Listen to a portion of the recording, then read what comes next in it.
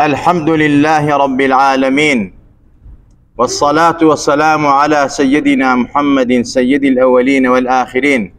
وعلى آله وصحبه وأتباعه وأولياء أمته أجمعين إلى يوم الدين. وشكو برای ایمان دارم، السلام عليكم ورحمة الله وبركاته. أصحابي پیغمبری خواه صلاة وسلام لسر پیغمبر والرضا رحمن لسر اوان بيه بمهاجرين وأنصار وهر هميان عدولا داد پرورن گورو بريزن وپیغمبری عزیز و خوشویستمان زور بچاوی گورو سیری کردون و امتکی هاندا و ریزیان لی بگرن و قرآنی پیروز اگر دراسیکی وردی بکین سرنجی ورد بین و هر وها اگر سیری سنتکانی پیغمبری نازدار بکین صلاة و سلامی لسر بيه اکثری زوربی باس لگوریو فضلی هاولانی پیغمبری نازدارک صلی الله علیه وسلم. خواهی گوری لقرآن افرمید: أعوذ بالله من الشيطان الرجيم والسابقون الأولون من المهاجرين والأنصار والذين اتبعوهم بإحسان رضي الله عنهم ورضوا عنه وأعد لهم جنات تجري تحتها الأنهار خالدين فيها أبدا ذلك الفوز العظيم. لسورة التوبة أم آيتو چندين آية تر باس لقوريها ولاني پیغمبري خواكا. السابقون الأولون من المهاجرين أواني كواب بيشهموا إيمانا هنا باوران ببيغمبري خواه هنا پشتیوان و انصاری پیغمبرون صلى الله عليه وسلم لمهاجرنا كان وهروها لأنصار يعني دركان مدينة هو زي أوس خزرج باقي هاولاني تر أواني كوا بإيمان دين وشين أم صحاباني پیغمبري خواه كوتن بإحسان بإيمان بدين بچاكوا وهروها خواهي تبارك وتعالى شيل وصفيانا أفرميت خواهي تبارك وتعالى رازي أبي ليان وبيان أفرميت إيما الرازين لإيوا هاولا نازاركاني في غنبري خواه صلى الله عليه وسلم ورضوا عنه وأعد لهم جنات وهروا خواهي قورا وك رازي أبي ليان همويشيان بهشتين عدول داد پرورن خواهي تبارك وتعالى مجدي بهشتي بيداون امش قورتين دسكوتا قورتين عزتا قورتين سرماية وهاولاني في غمري خواه صلى الله عليه وسلم وهروها خواهي تبارك وتعالى لبعض سركوتني هاولاني في غمرها بيانا فرميد: فالذين آمنوا به وعزروه ونصروه واتبعوا النور الذي أنزل معه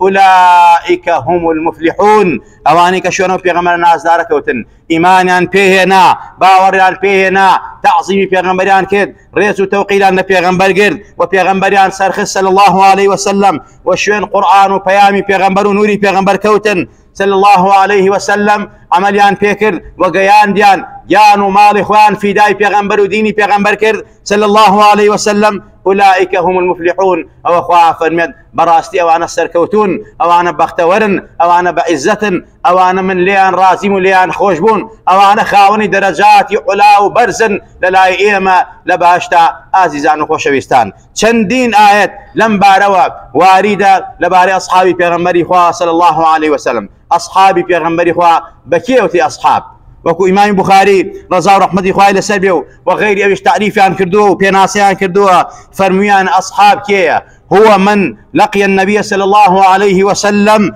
مؤمنا به ومات على الإسلام. أصحابي پیغمبري خواه ويا پیغمبري خواه بيني به بچاوي إيمانوا بچاوي سر پیغمبري بيني به بإيمان بدينوا ولا سر أو إيمان دينش وفادي فرمو به أو أصحابي نازاري پیغمبري خواه صلى الله عليه وسلم. بويا بو هیچ کەسێک نییە بەڕاستی تانە و تەشەر لە ئەسحابی پێغەمبەری خوا بە هەر ناو ناتۆرەیەکەوە بە هەر ناوێکەوە بە هەر دەسەڵاتێکەوە بە هەر شتێک و هۆکارێکەوە کە بیەوێت نەقص لە ئەسحابی پێغەمبەری خوا بگرێ و لە شان و شکۆیان کەم کاتەوە ئازیزان و خۆشەویستان. ئەسحابی پێغەمبەری خوا صلى الله عليه وسلم بەڕاستی هەموو مسلمانان و ئیمانداران لە شەرقی و بۆ غەربی لە هەر هەموویەوە لە شیمال و باکووریەوە همو سر عرض كهكس يكالي لا إله إلا الله محمد رسول الله هر هموي أصحابي پیغمبري خوا بجدار لخير وچاككيا لإيمان ودينكيا لإحسانكيا چونك أوان بون پیامي پیغمبريان گيان وديني پیغمبريان گيان ببي خيانت بە ماڵیان بە سامانیان بە ڕۆحیان بە گیانیان ئەم دینەیان گەیان بە ئێمە. ئەسحابی پێغەمبەری خوا صلی الله عليه وسلم ئەم پلە و پایان بەچی دەستکەوتووە؟ بە هاوڵێتی پێغەمبەری خوا، بە بینینی پێغەمبەری خوا صلی الله عليه وسلم. هەر بۆیە لەسەر ئەم ئەسەرەوە، لەسەر ئەم پەیامەوە ڕەفیقی ساڵحان و خواناسان و پیاوچاکان ئینسان ئەگەنە لووتکەی سەعادەت و بەختەوەری. هەر بۆیە پێغەمبەری خوا لە باسی ڕەفیقی پیاوچاکان و ساڵحانە ئەفەرمێت هم قوم لا يشقى بهم جليسهم. بەڕاستی ئەوانە قەومێکن پیاوچاکان و ساڵحان و خواناسان. ئەسحابی پێغەمبەری خوا لە هەموو پیاوچاکە پیاوچاکترن، گەورەترن، بە عیزەترن، بە ئیمانترن و پیرۆسترن. ئازیزان و خۆشەویستان، ئەفەرمێت بەڕاستی ئینسان بە ڕەفاقەتی ئەوان، بە خۆشەویستی ئەوان هەرگیز بەدبەخت نابێ، هەرگیز تووشی شەقاوەت نابێ، هەمیشە و دائیم لە دنیا و لە قیامەتە ئەهلی سەعادەت و بەختەوەری. ئازیزان و خۆشەویستان، ڕؤیەتی پێغەمبەری خوا بۆ ئەسحاب ثابت بووە، بینینی پێغەمبەری خوا ثابت بووە صلی الله عليه وسلم. بۆیە ئازیزان و خۆشەویستان، بەڕاستی ئەمە پەیام و ڕیسالەی پێغەمبەرە صلی الله عليه وسلم لە باسی گەورەکردنی هاوڵ و ئەسحابەکانی خۆیە کە فەرموویەتی چەندین فەرموودەی فەرمووە کە ئەسحابەکانی من ئاگاتان لێیان بێ، ئەسحابەکانی منتان خۆش بوێ، تەوسەی کردووە، پەیامی ڕاگەیاندووە پێغەمبەری نازدار سەڵات و سەلامی لەسەر بێ. ئەسحابی پێغەمبەری خوا بەڕاستی هیچ کەسێک لەو سەردەم و زروفە هەر بەگاڵتەوە نەبوو بە هاوڵی پێغەمبەری خوا صلی الله عليه وسلم. ئەسحابی پێغەمبەری خوا چۆن پێغەمبەر هەڵبژاردەی پەروەردگار بووە، خوا لە ناو مەخلوقاتا پێغەمبەری بەتایبەت هەڵبژاردووە، ئەسحابەکانیشی بەڕاستی بەتایبەت هەڵبژاردووە. هەر مسلمان و ئیماندارێک کە ئیمان دێنێت دڵنیا بە هەڵبژاردەی پەروەردگارە، چونکە شوێنکەوتەی پێغەمبەری خوا ئەسحابی پێغەمبەری خوایە. هەموو کەسێک بەڕاستی ئەم بەختەی نییە ئیمان بێنێ و باوەڕی هەبێ بە پێغەمبەر و ئەسحابی پێغەمبەری خوا و دینی پێغەمبەری خوا صلی الله عليه وسلم. عبدالله كري مسعود رضا رحمته خواه لسربي أفرمت قال إن الله نظر في قلوب العباد فوجد قلب محمد صلى الله عليه وسلم خير قلوب العباد فاصطفاه لنفسه فابتعثه برسالته، ثم نظر في قلوب العباد بعد قلب محمد فوجد قلوب أصحابه خير قلوب العباد فجعلهم وزراء نبيه يقاتلون على دينه، فما رآه المسلمون حسنا فهو عند الله حسن، وما رآه سيئا فهو عند الله سيء. إمام أحمد وبزار طبراني وغير أواني الروايات عن كردو بسندك صحيح الرجال كان هم بار بكراوة. عبد الله كري مسعود فرميت خوي تبارك وتعالى سيري دلي بندكاني خوي كرد كام دل زور باشو جيغاي بركتي ثابته پر بركت أبي وباشو چاكا دڵی پێغەمبەری خوا بوو صلی الله عليه وسلم. بۆیە لەناو بەندەکانیە پێغەمبەری هەڵبژار لەناو مەخلوقاتی خۆیان کردی بە پێغەمبەری خۆی و ڕیسالە و پەیامی پیانال. اینجا خوای تەبارەک وتەعالا سەیری دڵی بەندەکانی کردەوە کام دڵ زۆر باشە و چاکە ببێتە وەزیر و بێتە خەلیفەی پێغەمبەر صلی الله عليه وسلم، بێتە سەحابە و هاوڵی پێغەمبەر. دڵی ئەسحابەکان بوو خوای تەبارەک وتەعالا ئەوانیشی هەڵبژارد و کردنی بە وەزیر و جێگەداری رسول الله صلی الله عليه وسلم. ئەم سەحابە نازارانەیش لە پێناو ئەم پێغەمبەرە نازدارە و دینی ئەم پێغەمبەر نازدارە جەنگان لە پێناو دینی پەروەردگارە، بەرزی کەلیمەی لا إله إلا الله محمد رسول الله صلی الله عليه وسلم و تێکۆشان دینیان گەیاندە شەرق و غەرب. خوا جەزایان باتەوە لە برێتی ئومەتی ئیسلام. اینجا فەرمێت مەڵی مسلمانان ئەسحابەکانی من یا مسلمانان بە تێکرا ئیجماعی ئیسلام ئەگەر شتێکیان بینی باشە و چاکە سوودی مسلمانان و دینی مسلمانانی تایە لای خوای چاکە، ئەگەر شتێکیان بینی خراپە زەرەری دینی مسلمانان و ئیماندارانی تایە ئەوە لای خوای ئەو شتە خراپە و قێزەونە. ئەسحابی پێغەمبەری خوا لە باشترین قەرنا بوون، پێغەمبەر شایەتی باشی زەمانەکەیشیان بۆ ئەدا بەهۆی پێغەمبەری خوا صلی الله عليه وسلم. ئەوانی منەوەر بوون، ئەوانی پیرۆز بوون. ئەوە تا عەبدوڵڵای کوڕی عەباس ڕەزا و ڕەحمەتی خوای لەسەر بێ ئەفەرمێ پێغەمبەری نازدار فەرمووی خەیر الناس قەرنی ثم الذين يلونهم ثم الذين يلونهم ثم يجيء من بعدهم قوم تسبق شهادتهم أيمانهم وأيمانهم شهادتهم. ام حديث متفق عليه پیغمبر نازدار صلاة و سلام لسر به افن باشترین قرنی خلقی و زمانی خلقی ام زمانه کوامنی تیاشی. اصحابی پیغمبری خوا لزمانه کاجیاون پیغمبر شاتی باشی بودان و ایمان پیغمبری هناو شوێن پێغەمبەری خوا کەوتون بۆیە سەرکەوتوو بەختەوەرن. ئازیزان و خۆشەویستان ئەفەرمێ ئینجا لە پاشان زمانێک تێ بەڕاستی ئەو زمانەی هەر باشە بەڵام نەکوە زمانی پێغەمبەری خوا صلی الله عليه وسلم بەڵێن چەند دەرەجەیە کەمترە لە باشیە زمانی پێغەمبەر زمانی زێڕینە اینجا زمانی دوای پێغەمبەری خوا کە زمانی تابعینە اینجا زمانێک تێ کە پێدە زمانی تابعی تابعین ئەوانن کەوا ئەصحابیان بینی وپیان تابعین ئەوانەی کەوا تابعینیان بینی پێیان تابعی تابعین ئەمانە سەردەمی زێڕینە سێ قەرنە زێڕینەکە پێغەمبەری خوا شایەتی باشەی بۆ داوە بەڕاستی ئەوانەی کە ئیمانیان بەمانە هێناوە و شوێن ئەمانە کەوتون و تقلیدی ئەمانەکەن و ئەمان سەرەخەن ئەمانە ئەهلی باوەڕ و ئیمان و دینن ئەصحابی پێغەمبەری خوا صلی الله عليه وسلم پێغەمبەری خوا بە ئەمانی ئەرزی داناون بە ئەمانی سەر ئەرز لە دوای ئەوان فەرمێدی فیتنە بڵاوە بێتەوە ئاژاوە دروست ئەبێ ئومەتم تێکەچێ بەسەرێکە بۆیە حتا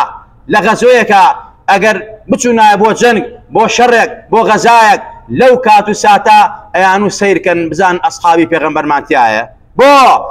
بۆی بە بەرەکەتی ئەصحابی پێغەمبەری خوا تەوەسول بکەن و خوا سەریان خا ئەگەر ئەصحابیان تیا بۆ ئەیان و فڵانەکە ئەصحابی پێغەمبەری خوایە ئەوان لەناو خوانە داناو ئەیان و خوایە لە بەخاتی ئەم ئەصحابە نازارەی پێغەمبەری خوا سەرمان خا خوا سەری خستن ئەنجایان فەرموو ئەگەر ئەصحابمانتیان بزان کێ ئەصحابی بینیوە کێ ئەصحابی بینیوە با تەوەسول بەوە بکەین ئەیان و فڵانە کەس ئەصحابمانتیان نییە بەڵام فڵان و فیسار تابعین ئەصحابی پێغەمبەری خۆیان بینە بەوان تەوەسولیانە کرد ئەمە عزەتی ئەصحابی پێغەمبەری خوا صلی الله عليه وسلم پێغەمبەرە فەرمی سەڵات و سەلامی لەسەر بێ لە فەرمایشترا کە ئەصحابی من ئەمانی سەر ئەرزن ئەمانی ئومەتەکە من کە نەمان ئەمن و ئەمان لە ئومەتەکەمان نامێنێت بالفعل شوابو لدواء أصحابي في غمر إخوة أو هم آجا وفتنة دروز بو في غمر إخوة فرميت صلاة والسلام إلى السربية النجوم أمنة للسماء فإذا ذهبت النجوم أتى السماء ما توعد أفرميت أستيركاني أسمان براسي أمان راقري أسمان كانا هركاتك سار كان نمان أويك وعد راوة بتيكشوني أسمان كان خواي قولتك يدا وسركا أو ساراني دروس كردوها أمن أماني أسمان كانا إن جاء في غمري خواه أفرميت وأنا أمنة لأصحابي فإذا ذهبت أتى أصحابي ما يعدون منيش براسي الراقريها ولا كاني خمم أمن أمان بو أوان كمن نمام لنا يانا أويك وعد راوة بأوان لفيتنا ولا شبكان رويان تيكات بالفعل وابو لدواي بيغمبري خوا اتروهم آشا وانا أصحابي بيغمبري خوا دروز بو إن جاء بيغمبري خوا وأصحابي أمنة لأمتي فإذا ذهب أصحابي أتى أمتي ما يوعدون أم حد سيمان مسير رياتي كردوها بيغمبري خوا فرمد وهروا أصحاب كانوا ولا كاني منش أمانته راقري أمن أماني أمتك منن هركاتك أصحاب كان من لنا أمتك ما نما اتر براسي خير وبركته لنا أمتك ما نامن أم فيتنو آشوب روكات أمتكم وك أمرو أيبين أم إسلام نازار جوانا بو بهزار أون بارچوا هر کسی وخوی رایک یشه و تجارت و بازرگانی پیواکا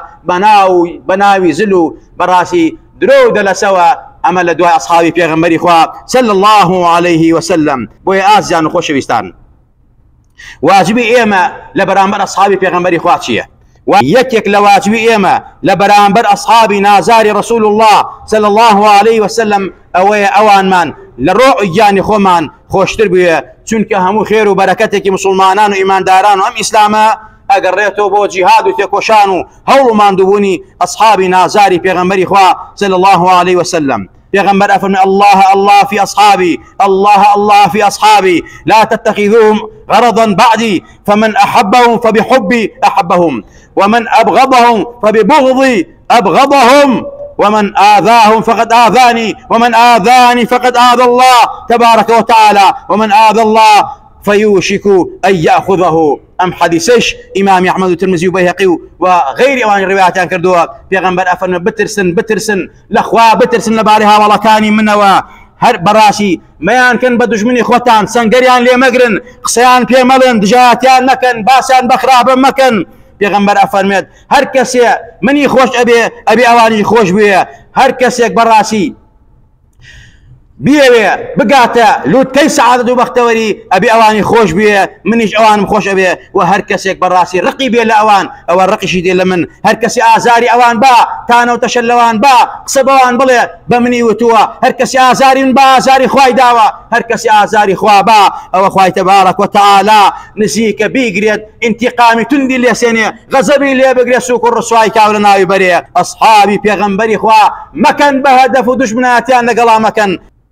وهروها پیغمبری نازدار صلاة و سلامی لسر بێ ئەفەرمێت بەخۆشەویستی ئەصحابی پێغەمبەری خوایە ئینسان ئەگاتە لوتکەی سەعادەت و ئیمان ئەگا بە لیقای خوا بەر شەفاعەتی پێغەمبەری خواکەوێ صلی الله عليه وسلم حتى لەگەڵ پێغەمبەران و صالحان و پیاو چاکانە بێ ئەصحابی هادە خزمەتی پێغەمبەری خوا فرمي متى الساعة يا رسول الله كي قيامة الله پیغمبر نازدار پیغمبر فرمي ما أعددت لها چيد بو ما ذكردو أي كس أي أعرابي أي دشتكي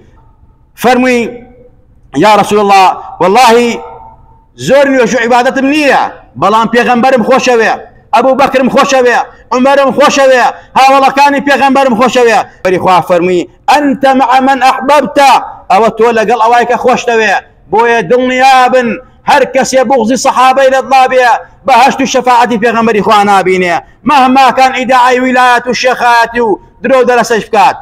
أصحابي في غمر إخوة بتايب الشيخين الصحابة حضرت أبو بكر وحضرت عمر أما لدواي في غمر إخوة كسي كم دومن كسي سيم حضرت عثمان كسي شوارم حضرت علي إن جاء باقي عشرين مبشرة باقي أنصار ومهاجرين أصحابي في غمر إخوان صلى الله عليه وسلم حضرت أنس فرمي والله منش پیغمبرم خوش اوی ابو بکرم خوش اوی عمرم خوش اوی وارجو ان اكون معهم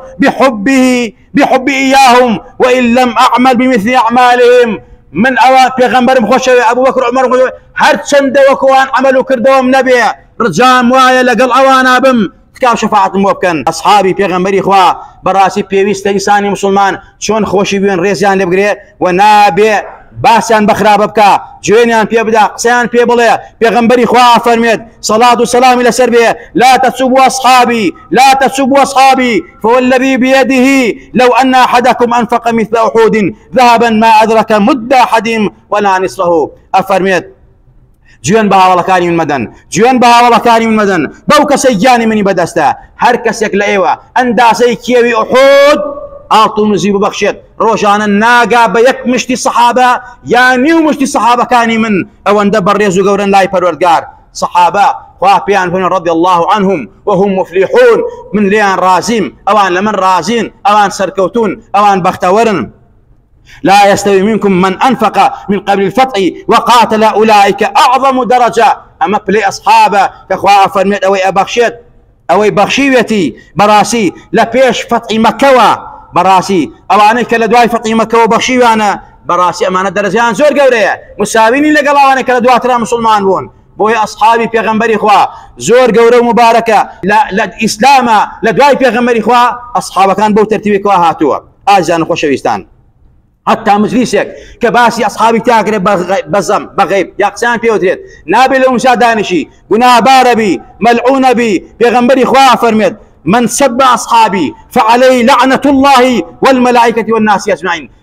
هر کەس جمێن بە هاوڵەکانی من بە قسەیان پێ بڵێ زەمیان بکا لە شان و شکران کەم کاتەوە نەفرەتی خوای لەسەر بێ نەفرەتی مەلایکەی لەسەر بێ نەفرەتی هەموو خەڵکی لەسەر بێ پێویستە لەسەرمان مطالعەی سیرەیان بکەین سیرەیان خوێنەوە حتا باسی محەبەتیان بۆ مناڵەکانمان بکەین ئیمامی مالیک ئەفەرمێت چۆن فێری سوورەتی قورئانیان نەکردین باوکان و دایکان و مامۆساکانمان ئاوا فێری محەبەتی سەحابەی پێغەمبەری خۆیان نەکردین بۆیە محەبەتی سەحابەی پێغەمبەری خوا پێویستە واجبێکی سەرشانی مسلمانان ئیماندارانە ئەبێ لە یادی نەکەن و فرامۆشی نەکەن وبيويست دائما بلين خواليان رازي خوابليان برسكيتوا خوافنت والذين جاءوا من بعدهم يقولون ربنا اغفر لنا ولإخوان الذين سبقونا بالإيمان أما صفتي أما ببوالان أبي بلين خواليان خوش بن خواليان رازيبا خوابليان جاتر برسكروا مسلمانان بو مسلمانان بيش خوان أبي آوابن نقزم غيبتيان كان أمرو دو تاقم زود دشي أصحابي في غمر إخوان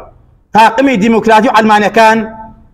هر تاونا تاويق لسر كنالكان دراكون برامبر أصحابي بيغمري خوا وك سقر ريشانو دولار ريجونابتان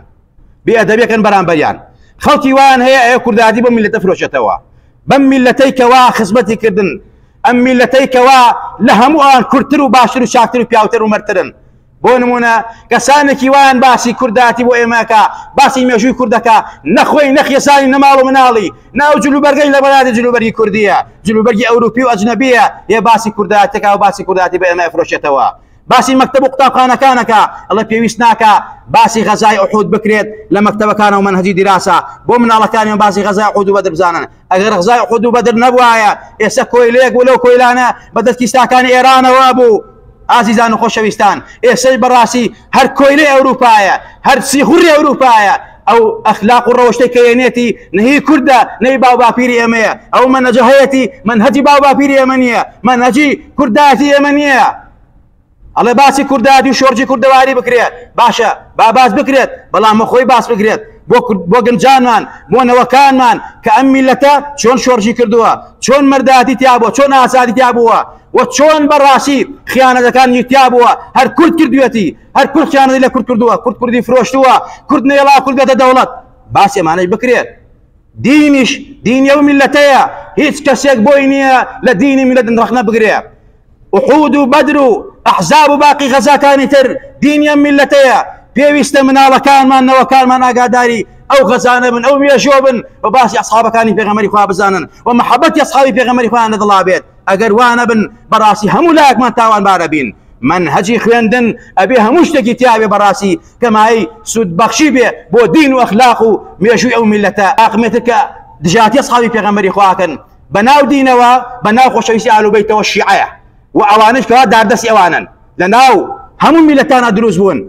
کۆمەڵێکیان بەناو تەسەوف عیرفانەوە کۆمەڵێکیان بەناو ئیسلامەوە کۆمەڵێکیان بەناو چیەوە ئەمە پارەیان پێدەن دەستکیسە و دروست کراون لەناو مجتەمە و کۆمەڵگا هەیە مەسەلە ئیدعای ویلایەت و قوتبی زەمان و شێخایەتیەکە دانیشتووە هیچ کار و ئیشێکی نییە خیانە و درۆ دەرەچە نەبێ جوێن بە ئەسحابی پێغەمبەری خوادا صلی الله عليه وسلم بەناو طریقەتەکانەوە کە ئەگەر تۆ مێژووی طریقەتەکان و تصوف عرفان خێنیتەوە کە مەسەلە عەزیز گەیلانی و شاهی نەقشبەندە و مەولانا خالیدە و مەشایخی ئەورامان و کۆمەڵە مەشایخە بڕۆ بزان چۆن باسی ئەسحابی پێغەمبەری خواکەن کاکە ئەحمەد سلێمانی لە مەکتوباتە چۆن باسیەکە شیخ عەبدولقادر گەیلانی خوا لێیان ڕازی بێ لەو غونیا چۆن باسی ئەسحابی پێغەمبەری خواکە ئەفەرموون هەر کەسێک نەقس بگرێ لە ئەسحابی پێغەمبەری خوا بۆ شێخە بەتاڵانەی کە ئەمڕۆ بەناو تەسەووف عیرفانەوە دەست بڕین و قۆڵبڕین نەکەن پیاوی وڵاتان و خیانەتەکەن هزار یەک بێشەرعیەکەن لەم دینا بەناو دینەوە بەناو تەسەووف عیرفانەوە مەشایخ ئەولیا پیا و چاک ساڵحان بەریە لێتان ئەو ڕێبازە ئێواتانە نەهجی پێغەمبەر نییە نەهجی ئەسحاب نییە نەهجی پیا و چاکان و ڕێباز ئێوان نییە ئێوە لەعن لە ئەسحابی پێغەمبەری خواکەن شێخی گەیلانی قەدەس الله ڕوحەهو کاکە ئەحمەد سلێمانی مەولانا خالید مەشایخی ئێورامان لە مەنهەجی خۆیانە کتێبی خۆیانە نووسیوانە هەر کەسێک بەرامبەر ئەدنا سەحابەی پێغەمبەری خوا بێئەدەبی بکە مەلعونە لە دین دەرەچێت ئیتر بە صد کەرت بڵێ من دوای شێخی گەیلانی کەوتوم دوای شاهی نەقشبەند کەوتوم دوای شێخ عیسا مەدین کەوتوم دوای شاهی نەقشبەند کەوتوم دوای مەولانا خالید کەوتوم درۆ دەلەسێکن ئەو زاتانە برین لە ئێوە ئەوانە ئیمامی چاکی مسلمانان بوون بەڕاستی تەمسیلی چاکی تەسەووف عیرفانان کردووە کە منهەجی شیخ حەسەنی بەسری و شاهی گەیلانی و هەروەها منهەجی شێخ جونەیدی بەغدادی و ئەسحابی پێغەمبەریان گرتووە بۆیە ئازیزان و خۆشەویستان ئەم خەڵکەی کەوا ئێستا لەم مجتەمە و کۆمەلگاژی هەموو کۆمەلگای ئیسلامی بەتاوەت کۆمەلگای کوردەواری ئەمڕۆ مەدێکی شیعە هەیە لەناو خەڵکیە کە مسلمانان و ئیمانداران بەڕاستی بەرەو شیعەگەراتێ بن ئاگاتان لە ئیمان و دینتان بێ ئەسحابی پێغەمبەری خوا خەتی سوور بێ لە ئیمان و دینتانە هەر کەسی ئەسحابی پێغەمبەری خوا ڕێزی لێ نەگرێت خۆشی نەوێ والله ئیمانی نییە والله ئەهلی ئیمان نییە والله مەلعونە چونکە ئەسحابی پێغەمبەری خوا لە دوای خۆشەویستی خوا و پێغەمبەری خوا ئەسحابی پێغەمبەرە ڕەزا و ڕەحمەتی خوایان لەسەر بێ یا ڕەبی خوا لە هەموو لایەکمان خۆش بێ خوا لە هەموو لایەکمان ڕازی بێ خوا لە دەپارڕێینەوە دین و ئیمانمان پارێزا بکە خوا لە بەرخاتی ئەسحابە نازاران لە ئێمەش خۆش بە خوا لە ئێمە ڕازی بە خوا لە بەرخاتی شەیخەینی سەحابە عەشەرەی مباشەرە ئەنسار و مهاجرین خوا دڵمان منەوەرکە خوا دڵمان منەوەرکە خوا سەربەرزمانکە خوا لە فیتنەی عەلمانی و شیعە لاماندا خوا لە هەموو فیتنەکان کەوا دش بە دینەکەمانە دش بە وڵاتمانە خوا لاماندا خوا بە ئیمان و مانژەمان زیندومان کەرەوە خوا شیفای نەخۆشەکانمان بە عاقبەتی پیرەکانمان بەخێر بگێڕە خوا هیداتی گەنجەکانمان بە یا ڕەبی خوا لە تەپارڕێنەوە تەلەبەکانی پۆلی دوانزەمان سەرکەوتووکە موفەقە دەرەجەی باش بەدەست بێننەوەی پاکی دوان ڕۆژ بن نەبن بە خەسیس و پیس و دشمناتی ملت و خاک وڵات و نیشتمان بکەن نەوەیەک بن دڵسۆزی خاک وڵات و نیشتمان بن یا ڕەبی خوا یا ماڵ ناڵێ وەلایەکمان ساڵەکەی ئیسڵاحی حاڵی هەموو لایەکمان بکەی یا ڕەبی خوا شیفای نەخۆشەکانی ماڵەوەمان خەستەخانەکانمان بی یا ڕەبی خوا بەزەوی بە کەسانی داماوی ناو گۆڕمانە بێتەوە لو گۆڕە تەسکی و تاریکی باریکە پێغەمبەرمان نازووی بیناسینەوە یا ربی خوای لە قیامەتشا لەسەر میزان و سیڕات و لەژێر عەرشا لەسەر لە کاتی باشتا ئەو پێغەمبەرە بانگمان بکات کامان بکات شەفاعەتمان بکات دەرمان نەکا یا ربی خوای گیان ئەو پێغەمبەرە نازدارە سەڵات و سەلامی لەسەر بێ تکاو شەفاعەتمان بۆ بکە بۆ خۆمان و باوکو دایکمان یا ربی خواوانی دوعای خێریان لێ کردوین لە وڵات و لە دەروی وڵات نەخۆشیانەیە خوای شیفا عەجز و پلان بۆ بنێرە گیر و گرفتیانێ مەشاکیلان خوای بۆیان چارەسەرکە یا ربی خوای گیان گیر و گرفتی هەموو لایەکمان چارەسەرکەی یا ربی خوای دەتەپارڕینەوە بە ئیسمی عەزەمی خۆت دوعای هەموو لایەکمان قبوڵکەی ئەوانەی کەوا دۆستی ئەم میلەتن دۆستی دینی ئەم میلەتن خوای بەرقەراریان کە ئەوەی دژمنی دین و خاک وڵات و نیشتیمانمانە ئەگەر شیاوی دادە خوای بەرقەراری کە ئەگەر شیاوی ئیدایەت نییە خوایە خوای لە کۆڵمانی کەیتەوە خوای عالیا سافیلا خۆی و جێژاشی ناوبەرە یا ربی خوای ئەوەی ڕێخۆشەکە بۆ دژمناتی پێغەمبەر و ئەسحابی پێغەمبەری